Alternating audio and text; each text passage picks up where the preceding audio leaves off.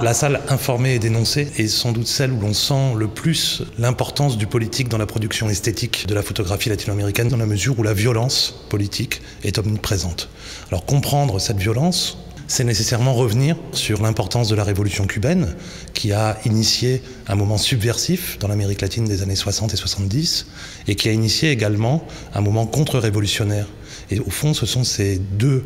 versants d'une violence qui n'est pas la même violence que l'on observe au travers des œuvres qui sont réunies ici. Dans les années 60, Juan Carlos Romero récupère toute une série de unes de journaux qui mettent en scène justement la dimension subversive de nombreux mouvements ouvriers, étudiants en Argentine, et qui insiste aussi sur le fait que cette violence envahit la société de l'image dans laquelle précisément on est en train de tomber au tournant des années 60 et 70. À l'opposé de Romero qui montre la violence sans phare, en toute brutalité, Johanna Caillé, à contrario, entend traiter de cette violence sans la montrer, en tapant à la machine, au bas de ces photos blanches, des légendes évoquant des cadavres, évoquant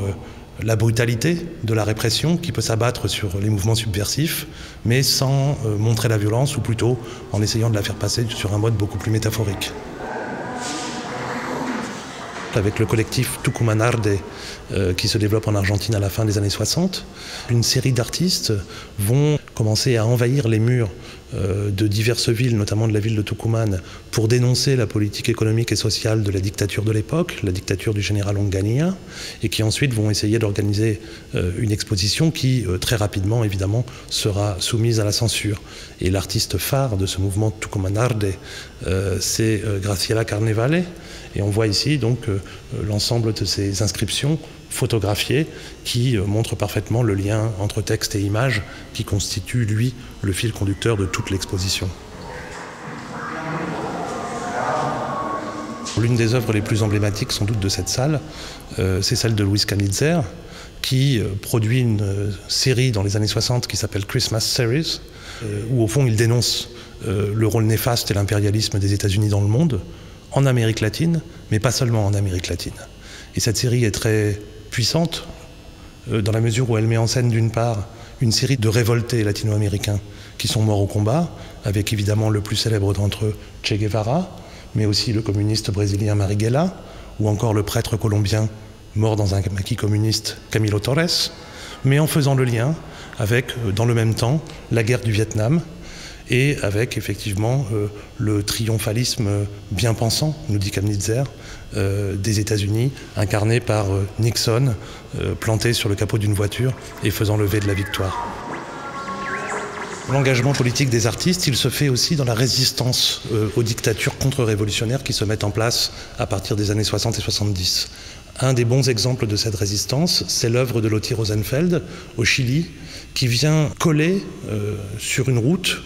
des bandes blanches alternatives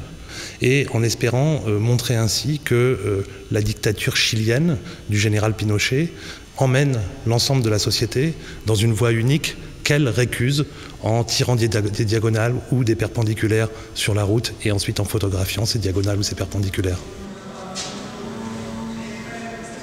1973, c'est une date importante dans l'histoire de l'Argentine puisque c'est le retour du vieux Juan Domingo Perón, qui avait dominé l'Argentine entre 1946 et 1955, qui avait été exilé à Madrid et qui revient. Et pour marquer ce retour prochain de Perón,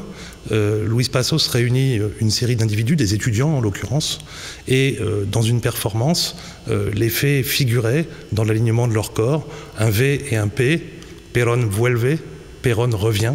pour imprimer dans l'espace public et ensuite dans la photographie le tournant qui est censé représenter le retour du leader historique en quelque sorte. On pourrait penser que la présence de cette violence politique se limite aux années 60-70 et qu'ensuite, avec le retour de la démocratie, finalement cette dimension très engagée, très dénonciatrice de l'art photographique latino-américain disparaît. Et en fait, ce n'est pas le cas, et on le voit ici parfaitement dans l'œuvre de León Ferrari, qui, dans les années 1990, vers 1995, fait une série d'images intitulée Nunca Más, qui montre comment, dans la société argentine démocratisée de ces années-là, les stigmates et la mémoire des violences politiques de la dictature, qui a quand même fait 30 000 morts et disparus, sont encore présentes. Et on a là, ici, une image particulièrement intéressante où l'on voit l'un des personnages phares de la dictature et une série de unes de presse rappelant les cadavres que l'on jetait d'hélicoptères dans l'océan Atlantique pour se débarrasser des corps trop encombrants. La représentation de la violence dans la salle informée et dénoncée ne se résume cependant pas à la violence politique, à la violence subversive et à la violence contre-subversive. C'est aussi parfois d'autres formes de violence, d'autres formes de misère humaine, d'autres formes de violence sociale et économique qui aliènent l'individu. De ce point de vue-là, l'œuvre de la Mexicaine Teresa Margolles est assez représentative, puisqu'elle a fait le tour des morgues de Guadalajara au Mexique pour récupérer les dernières lettres de suicidés.